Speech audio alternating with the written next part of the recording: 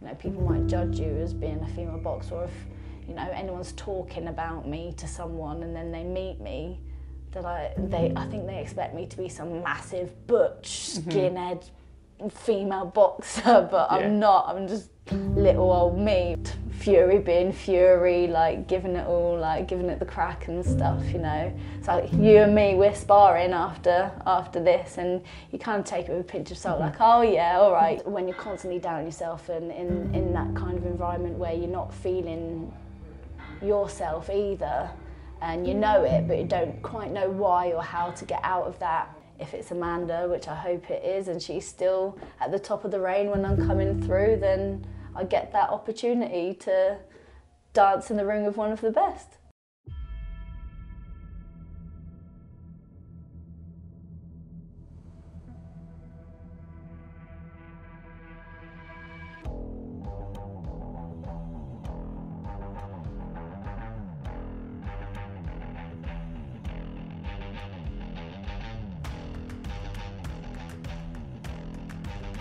How's life, Raven Chapman? Oh, life's great. I'm loving life as a pro boxer at the moment. Got a great team around me.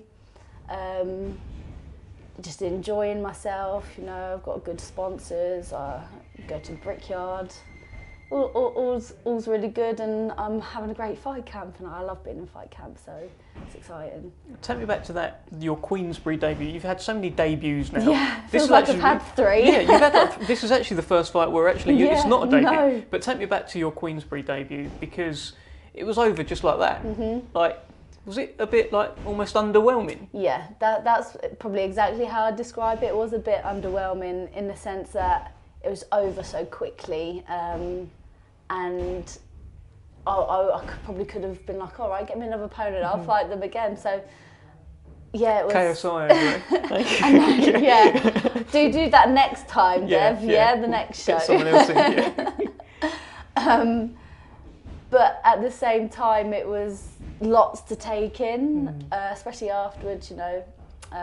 Lots of questions, lots of interviews, all of that sort of thing. And yeah, I sort of messaged my coach Stu on the Sunday, going, so are we like back in the gym tomorrow? And he was like, I knew you'd ask me this. Like, no, you're having a week off, and it was only a minute's work, but that was, you know, 7-8 weeks worth of training as well that went into that. You did something after the fight. You sort of bowed next to your opponent. Yeah. Talk to me about that. It's just, you know, a sign of respect. I'm in there as a fighter, and so is my opponent. Obviously, you can only fight the person that's put in front of you.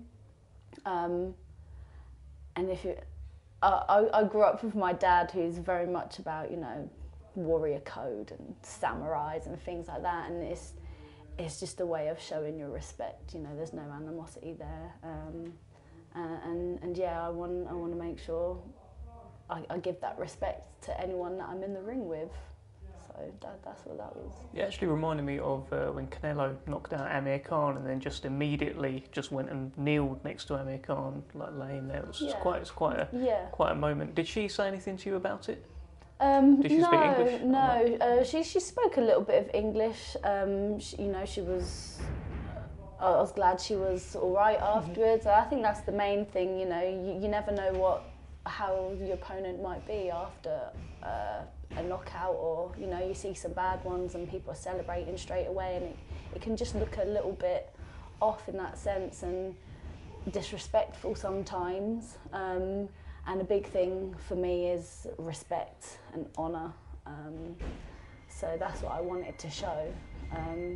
And, you know, I sort of live my life like, you know, a warrior in that sense, and what we're doing is fighting for entertainment as well. So I only have respect for anyone that I'm in the ring with, and I'd hope people would show me the same respect that I give.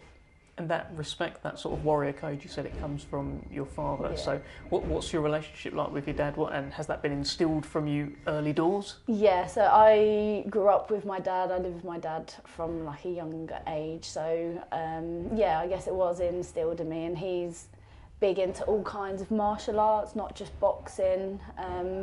So I was around it as well, and, you know, we'd watch the old kung fu films and things like that, and samurai movies and stuff, and just the big part of that is like the respect that the warriors have, and showing their character and being honourable.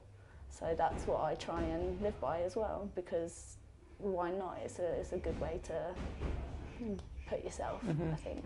What about your mum? Was she around when you were growing up? Yeah, she was around. Daddy's girl, I guess. Yeah. Grew up with my dad and my dog, and I'd visit my mum very often as well. And I've got brother and sister on my mum's side. So I've got kind of best of both worlds, only child, as well as siblings in a sense. But yeah, my mum, she's supportive now, but she's maybe not always liked the boxing, if that makes sense. So I think it's your typical mums and boxing and their kids, isn't it, really, in that sense. But yeah, I have a good relationship with my mum, but just standard daddy's girl. Daddy's girl. Yeah. So was it your dad that sort of brought you into boxing? And your mum wasn't so sure? Was this all happening at the same time? No, not really. I think my mum used to box as well for fitness and things like that, like back in the 90s. Like boxercise type thing? Or? No, she did like boxing, went to the gyms when women weren't really around. And I remember there was like a news article of my mum being like one of the first females, and she'd like lied about her age and like stuff like that in the article, because women weren't like meant to be doing that sort of thing. Especially young women who are actually girls. And she was like one of the first, but I just think she got a bit softer as she got older, and obviously she had 3 kids and stuff like that. So in that sense, she'd obviously been around it, and my dad, and knew I was around it. But my first love of sport was, I did kung fu and I did kickboxing, but I love football. And I used to play like red and girls, like as a little young kid, like 11, 12, and my dad never forced me into boxing or anything like that, but I think because I was around it, it just naturally came to the point where that's just the one thing that I ever stuck with and enjoyed. And when I started doing it, I didn't do it till sort of later teen years, really.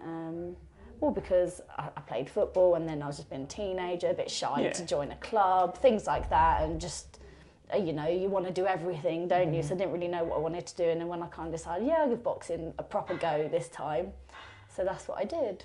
You know, it's really interesting though, you've said that, because I didn't know this, that your mum actually did a bit of boxing and she's in the newspaper for getting into gyms and that, yet when you wanted to be a boxer, she wasn't kind of for it. Was that because of experience that she picked up in those gyms? Maybe, I don't know. Like I say, I think she just got a bit like soft with it, and standard mums and their kids, they don't like to see them in fights or get hurt maybe, I'm not too sure, but she was never fully against it or anything. She just wasn't super keen, and I knew she wasn't super keen, but I didn't really care because I loved it, so I just kept doing it. And my dad's always supportive of anything that I do. Is she happy now?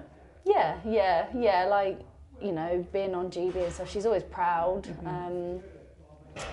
and knows that it's what I want to do. Like, I'm very much a free spirit, as everyone says, and I'll do what I want at the end of the day.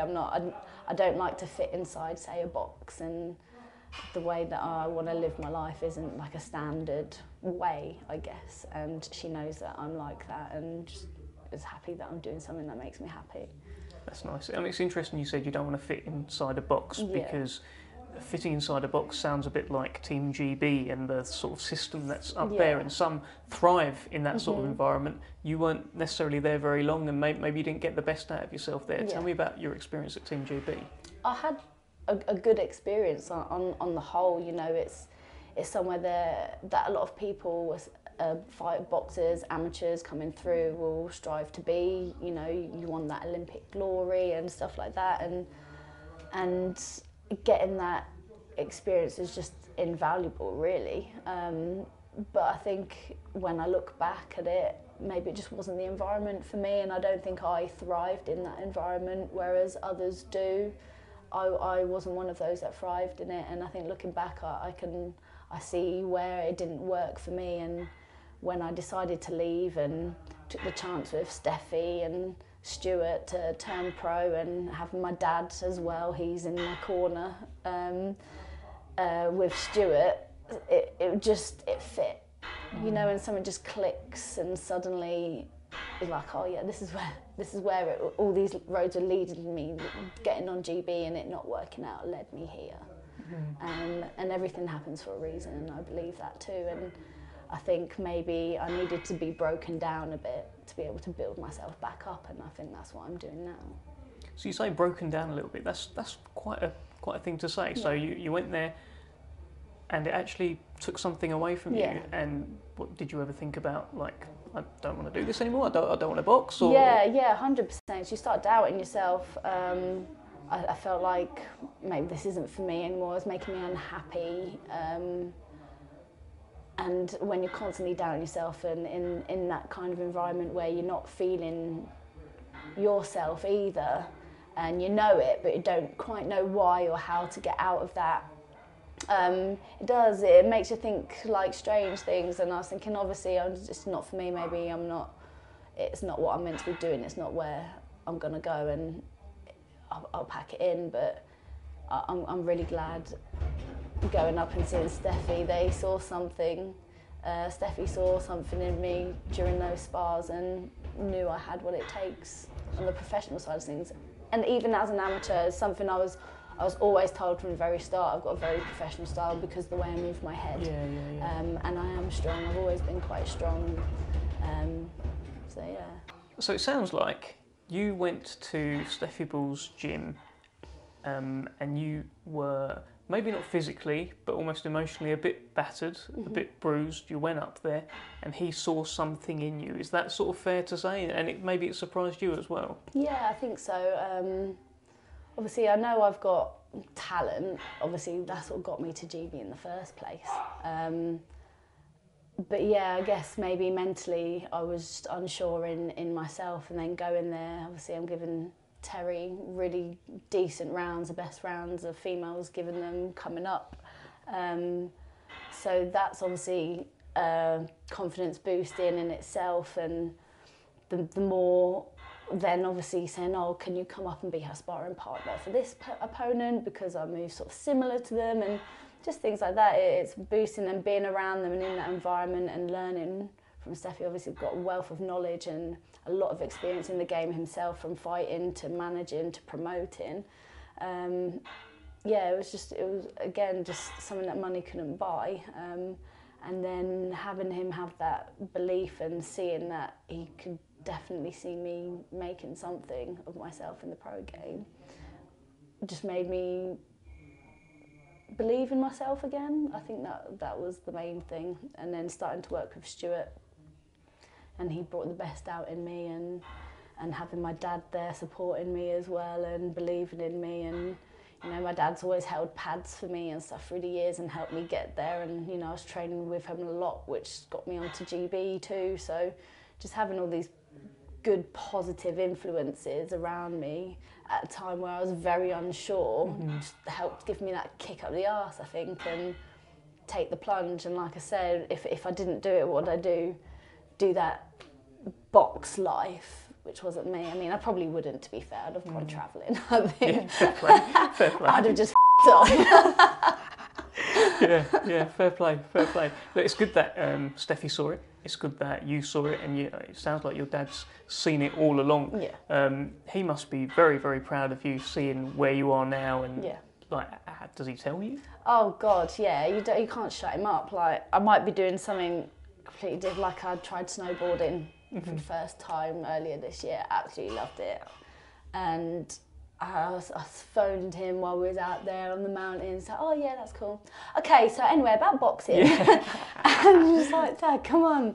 He can't switch off from it. He's obsessed with it. He's always looking at opponents, speaks to Steffi and Stu all the time, and he comes down and obviously he helps in my corner and gives me his advice, looks at things, saying, right, I want you to try and work on this sort of stuff. So any input he has is always taken on board as well. Sometimes he can give me too much, and you got to say, Dad, shut up, please. Just let me get on with it for a little bit. Dad, isn't it? Yeah, Dad. exactly. It's a caring dad. And that's why just being able to, obviously he's working, so can't be in the gym with me all the time, but being able to have him there ringside with me in the corner is so important. So I always think sometimes we, as people, there's a little bit of mum in you and there's a little bit of dad in you. Do you agree with that for yourself? 100%, and yeah. In what sense? They're both quite feisty, Right. I think, and yeah, just never back down really. Like Stu said in there, like I'll never stop, I'll never quit, I'll always keep going no matter how tired I am or whatever else. I'm just a fighter through and through, and I think that's just how I am and how I've been brought up. When you got into boxing, or even before that, had you ever had any like street fights or ever got into a ruck or anything like that, or a bloke at a bar goes too far and then you have to lamp him? Has anything like that ever happened? Maybe a couple of times. Like I've never been a big one for say going out or partying or drinking and stuff. So it doesn't really happen. And as much as I am a fighter through and through, I don't like conflict, or I'm not an argumentative person. Like I'm very laid back most of the time. My sister says she's so laid back, you might as well lie down. So a lot of times no, but I'm one of them quiet types where it's like I'll observe or something like that, and I'm like the quite violent type, I guess. Yeah. If I snap, and it's everything hits like shit hits the fan, but it takes a lot to get me to that point, like a lot. But I don't know, maybe my younger days, as a kid at school, I used to muck about and like fight with the boys or fight with some girls, but nothing like serious. I enjoy fighting, I think, and it'd just be like play fighting. Sometimes it gets a bit much, but yeah. I just fight some boys in the playground. I love it. I love the idea that a young Raven Chapman was just beating up the boys in at school. Unbelievable. So tell me, when you actually started in a boxing gym, what was the environment like? Was that all perfectly fine? And the reason I asked that type of question is I remember Caroline Dubois talking about how when she first entered the boxing gym, she wasn't supposed to be there, and she had to pretend to be a boy called Colin. Yeah. Was there anything like that with you? No, do you know what? There wasn't. I used to go to like a boxing class on a Friday. I lived in Brighton with my dad, and it was sort of an adults class, but I just used to go with my dad there. Again, like I was just a bit, I loved doing it, but I'd always done it with my dad, so I felt weird not going to a kids class. I didn't want, because I'd always been in the adults class sort of thing. And the guy who used to run that was a coach at one of the local amateur clubs, and he obviously saw something in me and kept nagging at me to come down and join the club, and I did eventually, and so he obviously knew full well about me before I went down there. I was the only girl down there, but they saw something in me, and it was always fine. Like never had, like I'd just get in and spar with the boys there, train with the boys there, made some good friends, and yeah, I just had a good experience, I think. So yeah, like, I do hear a few other boxers say they had to do things like that, which is sad really. It shouldn't have been that way. And I often get that question, but I didn't ever experience anything like that just for being female. I think I probably get it more now, being in the game, and you see it, and you know, people might judge you as being a female boxer, or if you know anyone's talking about me to someone and then they meet me, that I think they expect me to be some massive butch skinhead female boxer, but I'm not. I'm just little old me really. But yeah, I think that's the main thing. People just get like misconceptions of me now because they think, you know, professional boxer are like aggressive all the time, or you know, I mean, oh, you're actually quite nice. Yeah. Like Sue says, I'm just like laughing, or like I said, I'm very chilled out, laid back. I'm just yeah, like it's all cool. Everything's groovy. Yeah, it's definitely come a lot like the stereotype. But I agree with you. The stereotype a few years ago was very different, as you say, butch and things like that. Yeah. But you look around now at the female boxers that people have heard of. Yeah. They don't really look like that. that at all. Yeah, it's all come along quite nicely, isn't it? Yeah, that's it. And I think, you know, you're gonna. People don't see sort of the men's professional boxers, and I think they all look a certain way, because none of them do. Everyone's different, and just because we're women in a male sport, it doesn't mean we're all going to look the same or be a certain way, because everyone's different. Tell me about this brick making, because I was on your Instagram. Actually, I was on it with my wife just last night. We were just having a look through, like, what should I ask her? And there was like a film of you making bricks, and it looked quite cinematic as well. Talk to me. What's going on? Was that episode 2 you watched? That was episode 2. Episode 1. That was episode 2. I think I had to keep scrolling back to find the first one. But so this is at the Brickyard. I worked there. I do shifts there, so more part-time really. But they sponsor me as well. And it sort of came about, getting the shifts there was through when they were my first sponsor to come on board at the Brickyard, and we made the first video and had to use the machine. And I was the first female to ever work on the machine. They've only ever had men on there. And Jim, my sponsor and one of the owners, he was just so impressed with the machine. He was like, do you want to actually come down and do some shifts? So it'd be good strength work. And I said, do you know what? Yeah, I would. I'd do that. It's handy. Like, I've just left GB. I need to earn some extra money, get some sponsorship, get some shifts in. Sure. And it's a great environment down there. And then, they had... So that idea for this was just like So he's got a film sort of producer, Steve Clark, who comes and films all their sort of promos for the yard and what they're doing.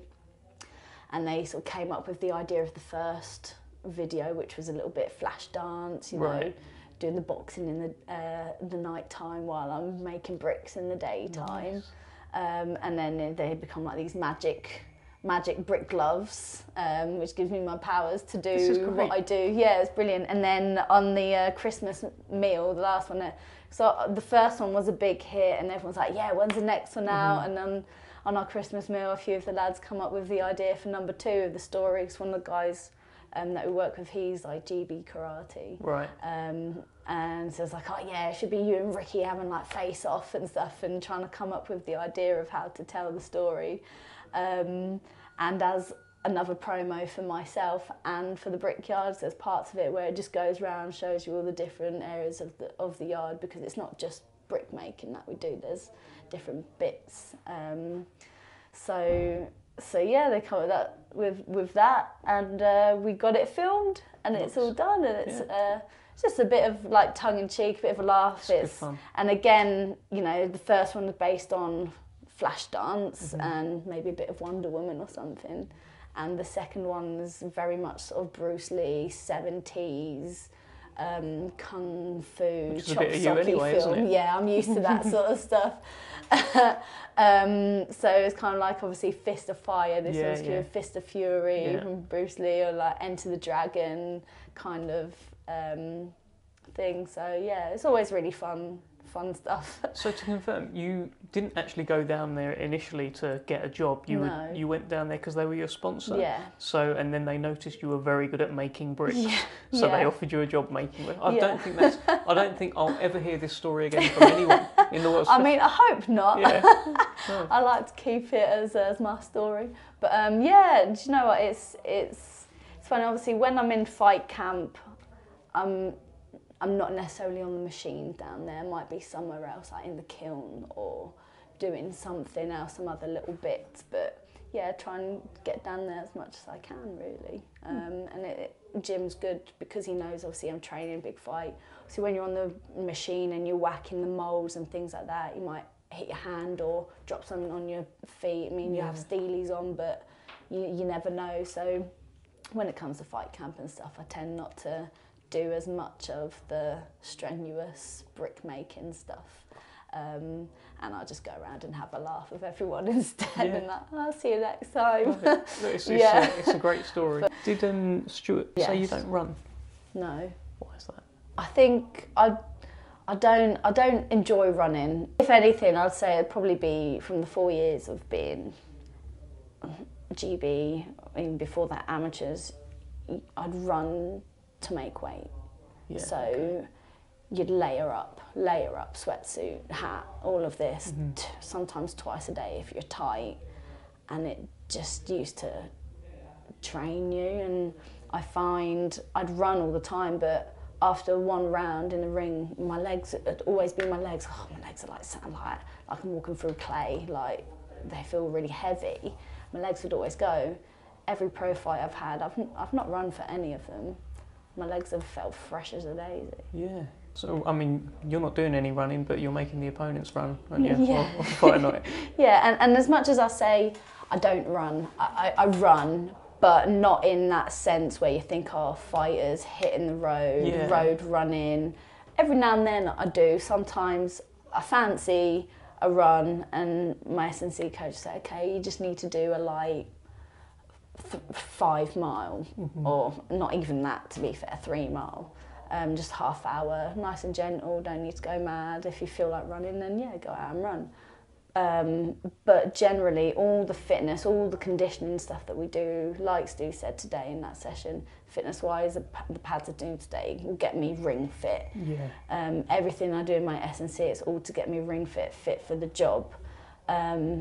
So I might do sprints in a session. I'll be on the assault bike, or I'll be doing bits of running between things. So I am always sort of running, but not in that sort of traditional sense. Yeah, the hit the road thing. Yeah, if that makes sense. Get up at 5 a.m. and do your road work. Yeah, because for me, do you know what? It just makes me feel tired and lethargic and drains my legs. Fair. It's working so far. Yeah, exactly.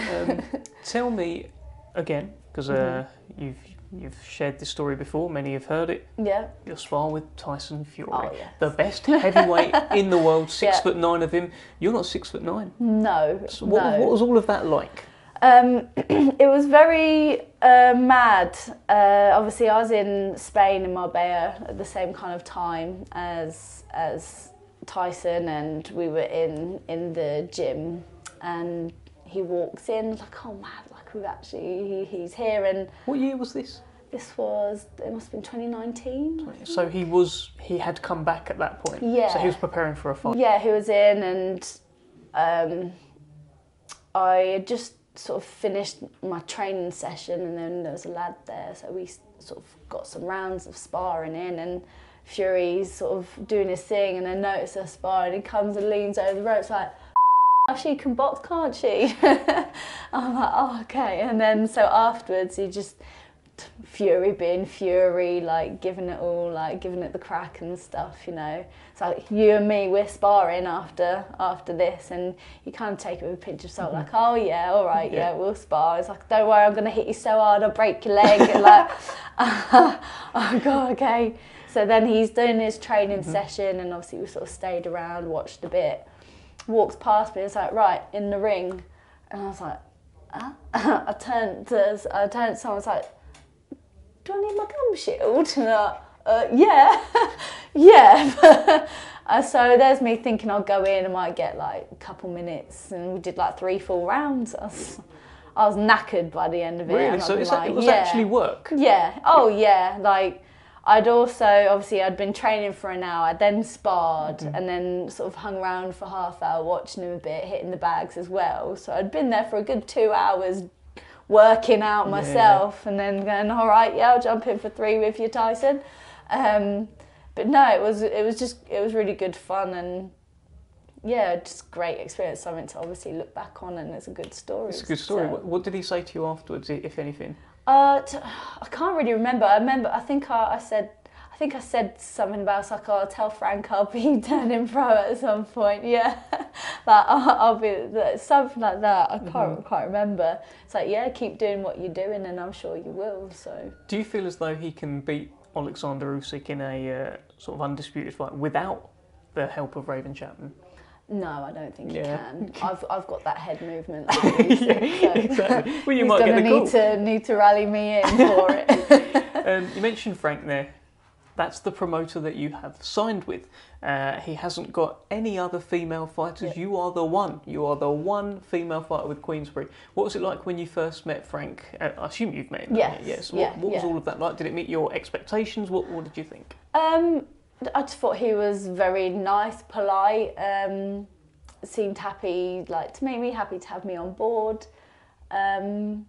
Wasn't. I don't really know what I expected, to be honest, but. Yeah, I felt welcomed and so that was good. I said thanks for the opportunity, thanks for taking it on me as well. And I know Steffi did a great job in getting that opportunity for me as well. So yeah, I was just very, very pleased and happy to meet him.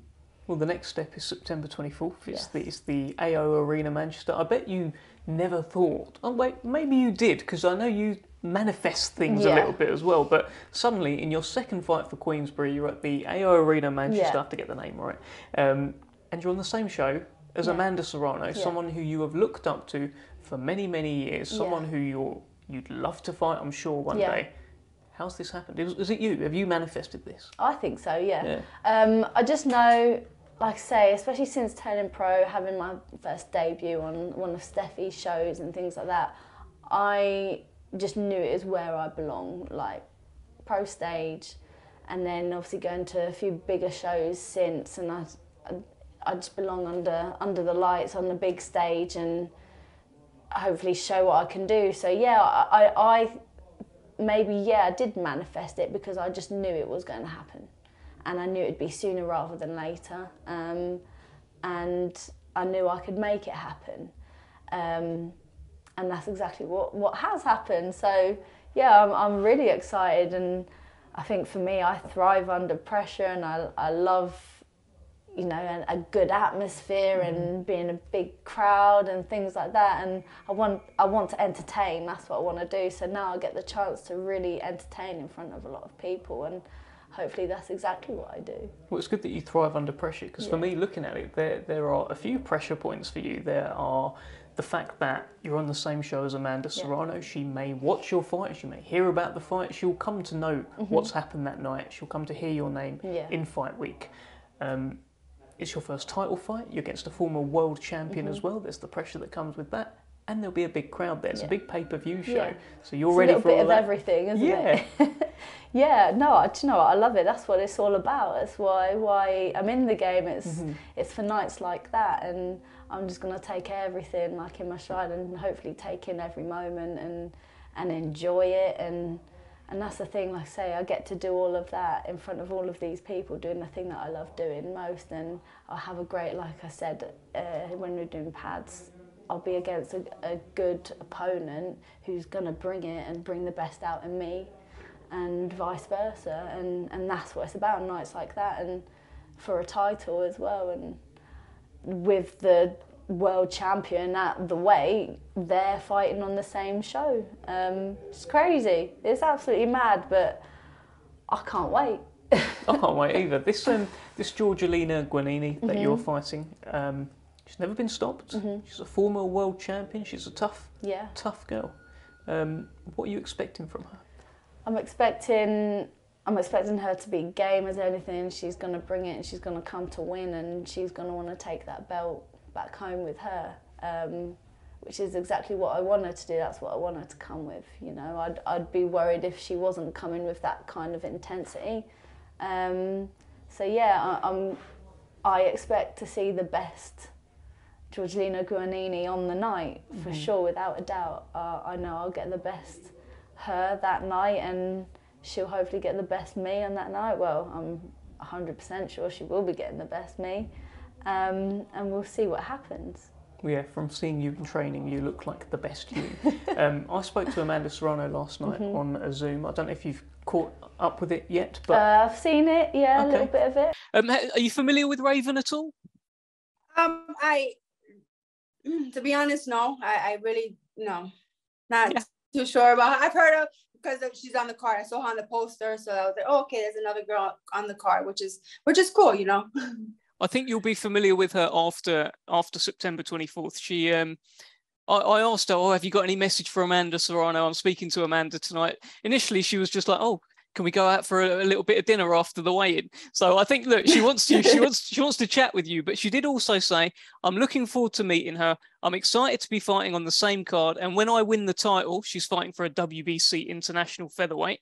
When I win the title, it puts me one step closer to being her mandatory. What do you think about that? I don't know about one step closer. I mean, I have 40-something, 45 fights. You know, she got, how many fights she has? She's 3-0 at the moment. Yeah. Okay. I mean, I'm almost out of the game. You know, I'm looking forward. I'm looking for the champions and to become undisputed champion. I don't feel, you know, I should be looking back. What did you think I asked her about yourself? Yeah. What did you make of her comments? I think I understand where she's coming from, in the sense she's looking for the champions. But obviously if she does become undisputed, she is the champion. So everyone's going to be after those belts afterwards, aren't they? So this title is my first step onto world rankings, world sort of level, and I'll work my way up to make it so that I'm a mandatory for the belts. If it's her, then great. I'd love to get the opportunity to share a ring with Amanda, for sure. You know, she's done a lot for women's boxing. But like we say, we're in this because we want to become world champions. So whoever's there is just the person that we aim for. And if it's Amanda, which I hope it is, and she's still at the top of the reign when I'm coming through, then I get that opportunity to dance in the ring with one of the best. So yeah, and if she does want to come to Nando's, the offer's still there. Well, I mean, she hadn't really heard of you or heard much about you, but you feel as though when she's flying home September 25th, 26th, do you think she'll know your name? Yeah, I'm sure she will. Without a doubt, you know, I hope to make a good statement on that night and show what I'm about and put on a show. And I'm sure it'll be what's on everyone's lips. So you'll be the female fighter everyone talks about at the end of the night. That would be a bit of an idols to rivals type fight, though, wouldn't it? Yeah. So yeah, do you know what? It's absolutely crazy. Like, even when I was told Amanda was going to be on the same show, I thought that's mad. Like, I couldn't believe it. I was thinking, how's that happened? Right. Yeah.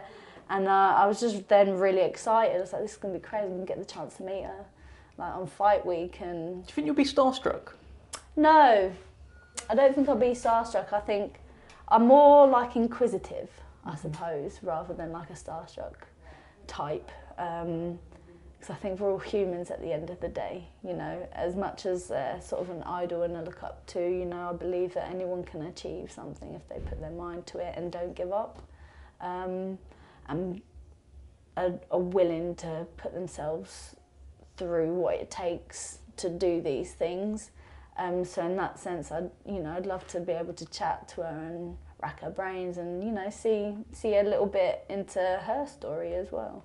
I've seen you spar recently. I haven't seen the spars, unfortunately. Pictures on your Instagram. Ebony Bridges has been around. Ellie Scottney's been around. It feels like everyone's sparred everyone. Yeah. Am I right? And how'd you get on with those? Yeah, they've been really good spars. Obviously, it can be quite tricky at times because Jorgelina's smaller than me, so I've been trying to get the sparring in with some shorter girls, and I think I've got a few that I can spar that will give me great rounds. Me and Ellie obviously go back to sort of GB days as well, and we always have a really great spar. Intensity is like high from round one through to the last round, and we bring the best out in each other. And obviously she's faced Guanine previously, so that's always, you know, handy to then see how I get on with Ellie in sparring, say. And the same with Bridges. I think she's very similar to Guanine in the way that she comes forward and things like that. So I think I've been getting like great prep now. for this fight in September, and I'll be ready for anything.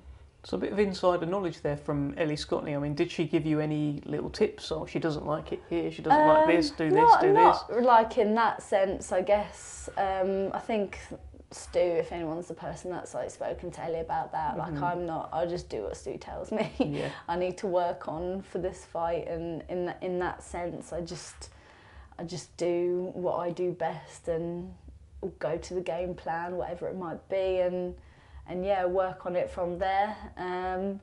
Yeah, and if Ellie wants to tell me anything, I've not asked her, but yeah, she just says how it is. What about Ebony Bridges? Stu said that she's very Australian. Yes. So what does that mean? Swears a lot, yeah. But that's all good because we swear a lot here. Yeah. Yeah, just very Aussie, very chatty, bubbly, nice. Yeah, nice girl. And again, good rounds in the bank with her, and just great experience had there too. So I just feel like I'm in a good place. I've got good training partners. Hopefully I'll get some sparring with Lisa Whiteside as well when I we'll meet in Doncaster at Steffi's gym, because I think she's another one who's like very tough and very talented and very good, and so yeah, I'll have a good few rounds under my belt by the time we get to September 24th. Well, the main event on September 24th is Joe Joyce, Joseph Parker. Yeah. It's a battle between two giants, two of the best heavyweights in the world. How do you see that fight playing out? I think it's going to be quite an interesting one. It'll be interesting to see how Joyce deals with Parker's boxing. Obviously, we all know Joyce has an iron chin and can just...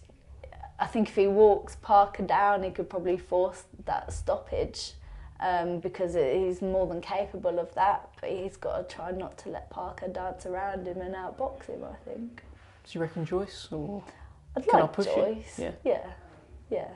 Okay. I think it's a tough one to call, to be fair, because it depends which way it goes. It might who's going to be the best on the night, or bring their best on the night that gets that win through. I think I either see a Joyce stoppage or a Parker points win. Okay. Well, and what about there's another good fight on that show, Chapman Guanine. How's that going to play out?